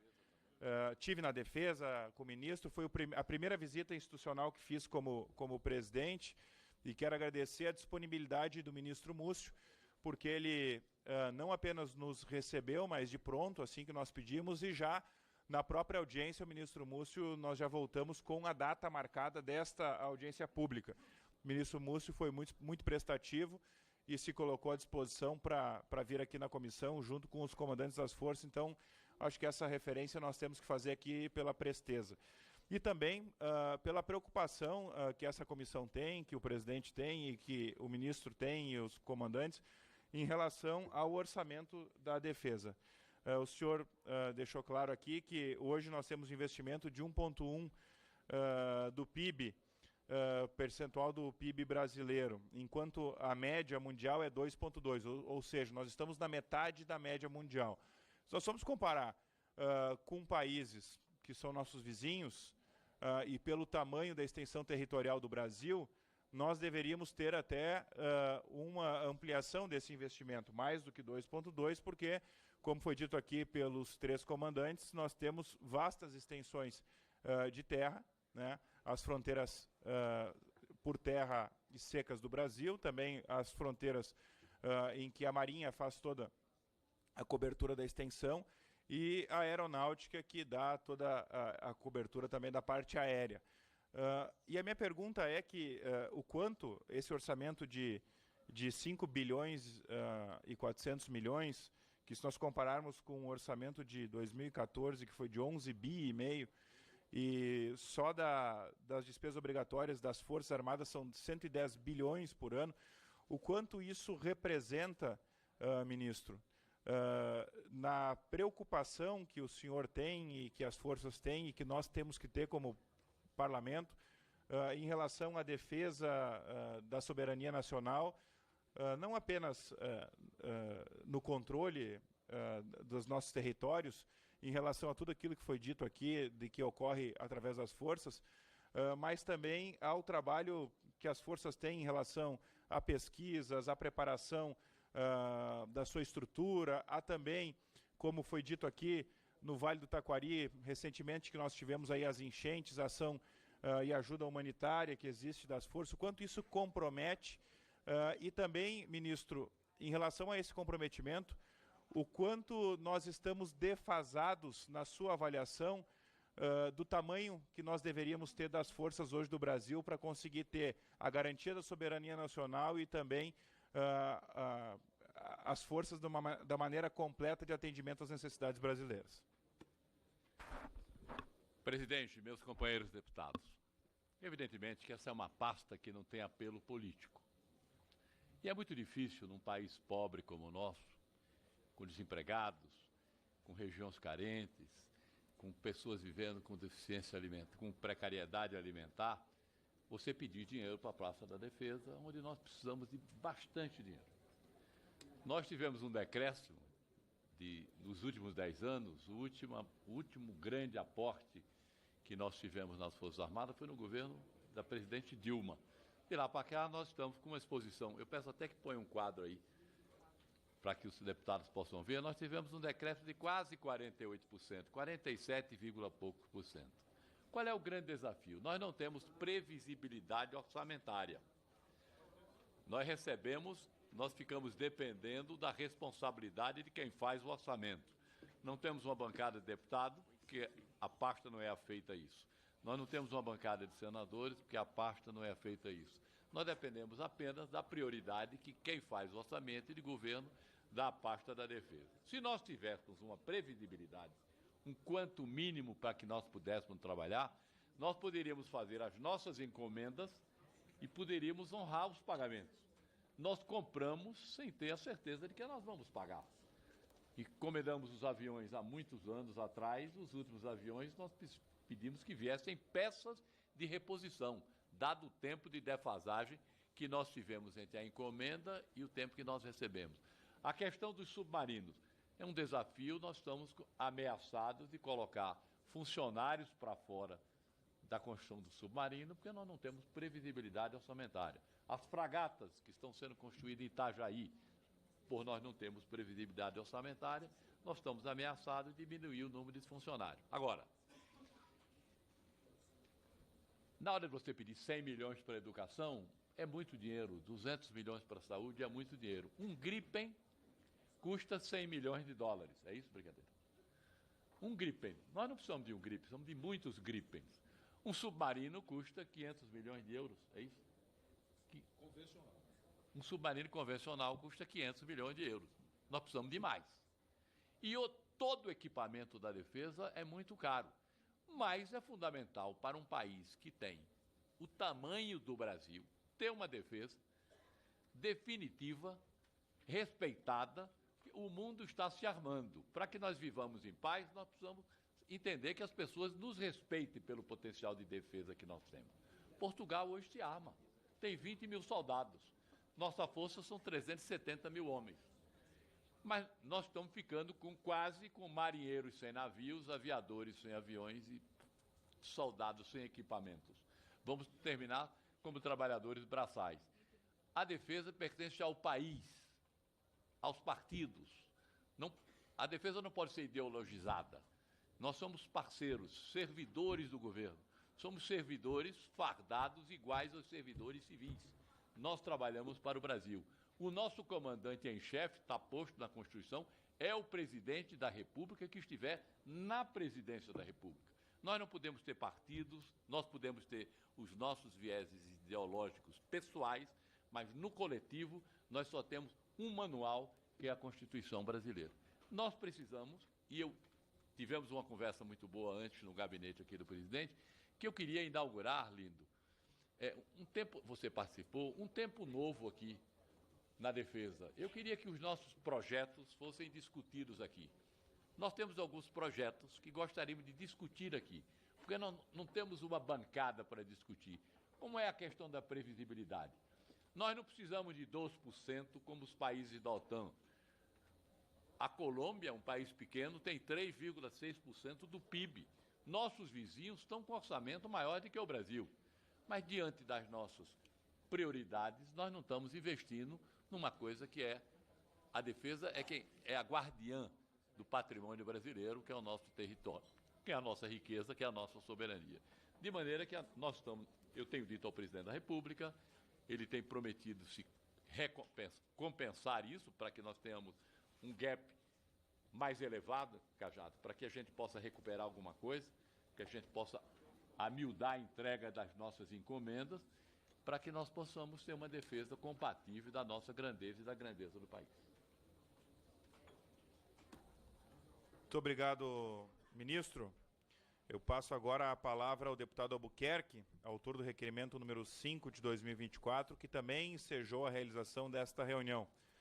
Vossa Excelência, deputado Albuquerque, disporá de 10 minutos para poder fazer seus encaminhamentos, seus comentários e perguntas. Presidente Lucas, ministro Mussi, comandante Tomás, comandante Marcos Sampaio e o comandante Damasceno. Sejam todos bem-vindos a esse momento importante que temos aqui para expor, conversar e dialogar sobre os problemas de segurança nacional do Brasil. Ministro, a minha fala ela vai ser direcionada sobre a perversa lei aprovada nessa casa, chamada 13.954. O senhor bem conhece desse tema, que já foi indagado. Os comandantes conhecem desse tema da lei 13.954. Minha mãe me ensinou, comandante, que quem casa e que o cônjuge já tem filho, assume-se os filhos e os problemas decorrentes do casamento. Depois o senhor vai entender por que estou fazendo essa referência. Vejo que aqueles militares, e como eu, servi da Amazônia em tempos difíceis, praças e graduados das Forças Armadas, não foram valorizados com essa lei 13.954. Criou diversas distorções, prejudicando praças e graduados, beneficiando somente aos oficiais. Basta, ministro, somente pegar os contra-cheques e comparar. Se pegarmos os contra-cheques antes e pós aprovação dessa lei, vai se entender sem nenhuma matemática lógica o que aconteceu. Os QEs, houve uma depreciação em seus contra-cheques e os oficiais acresceu cerca de 5 a 10 mil reais. Não temos nada contra, grande ministro e comandantes, a melhoria do soldo dos oficiais. Não. Nós, praça, não temos nada contra. É um direito, é merecido. E os oficiais merecem, sim, ganhar bem. Não digo nem ganhar bem, fazer uma equiparação de perda salarial que houve ao longo desse tempo todo. Mas o que não podemos é deixar os praças, em especial os QEs, para trás. No Exército, comandante Tomás, nós temos um lema, que é aquele que sai junto, chega junto. Não é isso? E eu digo para o senhor com todo carinho, nessa missão de sair junto e chegar junto, os QEs ficaram para trás. Em relação a essa lei perversa 13.954. Pergunto para Vossa Excelência, senhor ministro, quais são as medidas analisadas pelo Ministério para fazer essa reparação, reduzir as distorções criadas? Vamos dar um aumento para os praças e graduados? Vamos dar uma promoção por serviços prestados? Vamos dar uma promoção, vamos dar uma indenização? Temos que resolver, comandante. Tem muita gente, tem muitos militares QEs desse Brasil passando necessidade. E quero enfatizar para os senhores hoje, nessa manhã, um aluno a soldado do estado de Roraima, de onde sou deputado federal por aquele povo, ganha muito mais do que um soldado, que um cabo das Forças Armadas. E essa culpa não é do ministro Mussi.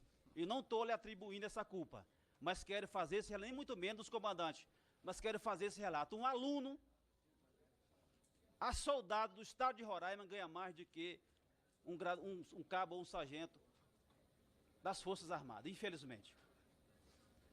Essa é a primeira pergunta. Segunda pergunta, ministro. Vou relembrar aqui um velho jargão, muito usado nas Forças Armadas, que inclusive foi muito falado por ocasião da lei do PL 1645 de 2019, que se transformou nessa perversa lei 13.954. Tem como entendido alguns, e tendo comigo alguns contra-cheques que comprovam e que os autos estamentos foram muito beneficiados com a lei 13.954, e outros militares de baixa patente, como os QEs, não foram agraciados do quadro especial. Quero perguntar fazer mais uma pergunta para Vossa Excelência. Até o momento, por que o Ministério da Defesa ainda não respondeu à indicação 1370 de 2023 da deputada Gleice Hoffmann, que propõe corrigir os decréscimos salariais em questão, entre outras, a sugestão de reparo dessa lei? Eu tenho mais assunto aqui para questionar, mas ficarei muito grato se Vossa Excelência puder responder, dar um pensamento sobre essas três questões que lhe fiz. Deputado, muito prazer. Obrigado por nos convocar. É fundamental que nós conversemos, discutimos e possamos discutir o futuro. Isso nos dá conforto. Eu sou o menos experiente dessa mesa para responder suas perguntas, porque isso é um problema muito antigo e eu lido com ele apenas há quase 1 ano e meio. Evidentemente que todas as leis nascem aqui. tudo é feito aqui. Esta lei foi votada aqui. Os senhores podem modificar essas leis. Não tem o menor problema. Nós acatamos a decisão do Congresso Nacional, dos parlamentares brasileiros. Evidentemente que, em se votando e em havendo esse acréscimo que o companheiro deseja e que cala fundo dentro das forças, nós precisamos ter o principal, previsibilidade orçamentária. Nós não temos recursos sobrando para acatar essas sugestões. Recebemos o ofício da deputada Gleice Hoffmann, outros deputados nos procuraram para tratar sobre esse assunto, tem a questão da aeronáutica, da marinha. Isso é um assunto absolutamente recorrente nas nossas reuniões semanais, mas nós precisamos que haja previsibilidade orçamentária, que seja decidido que essa coisa tem que ser cumprida. De maneira que eu estou aberto para discutir isso. Isso é uma coisa que isso, como diz na minha terra, não está virado a ponta do prego para a gente não discutir. Vamos conversar, se algum comandante quiser fazer algum complemento. Mas, havendo previsibilidade, nossa obrigação é cumprir o que essa casa determina. Mas o senhor reconhece que essa lei beneficiou os oficiais e não aos QRs? O senhor reconhece isso? Não, eu não tenho condição nem de reconhecer. Deputado, com todo respeito, eu acho que não beneficiou os oficiais em detrimento das praças. 60% das praças recebem curso de altos estudos, 35% apenas dos oficiais. O maior aumento na categoria dos militares, todos na tabela, se eu consultar, é para a graduação de segundo sargento, obviamente de carreira. O senhor tem razão quando o senhor fala dos sargentos QE. E isso o senhor tem razão. Porque o sargento QE, para que os senhores entendam, ele entrou no Exército Brasileiro sem concurso público. Quando o senhor fala que o cabo e o soldado recebem abaixo, é verdade, porque é serviço militar inicial. Então, eles recebem próximo de um salário mínimo. Tá? E eles entram, 10% deles vão ter a possibilidade de ficar até 8 anos de tempo de serviço. No caso do sargento QE entrou e a proposta inicial, quando atingisse 15 anos e adquiria estabilidade, era ele ser cabo. Ele terminava como cabo QE. Aí foi feito deliberações para que ele pudesse ser promovido a terceiro sargento. Depois foram feitas outras deliberações para que ele pudesse ser promovido a segundo sargento. Não estava previsto. Então, essa questão ocorreu ao longo da carreira, dele ser promovido de soldado até segundo sargento.